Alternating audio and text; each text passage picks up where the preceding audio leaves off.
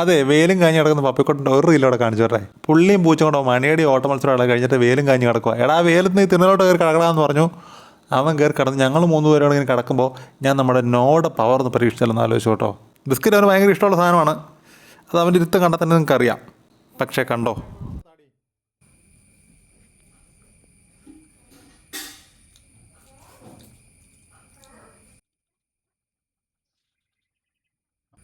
No.